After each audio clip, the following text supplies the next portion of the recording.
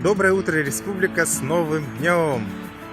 С такими словами мы в феврале 2003 года с Анной Кириллиной начали первый выпуск утреннего канала «Новый день» на канале НВК Саха.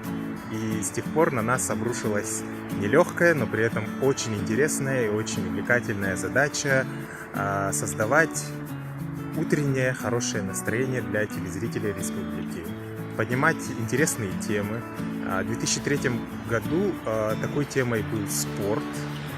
На носу была Олимпиада в Афинах, и нашим первым гостем в эфире был Леонид Спиридонов, тогда молодой, подающий надежды якутский борец.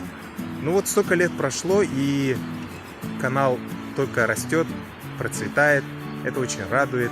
Я поздравляю весь творческий коллектив с днем рождения. Желаю, чтобы новый день просуществовал еще столько же лет, плюс 10 тысяч лет, плюс умножить на 10 тысяч лет, и получится те года, в которые растянется наше хорошее настроение.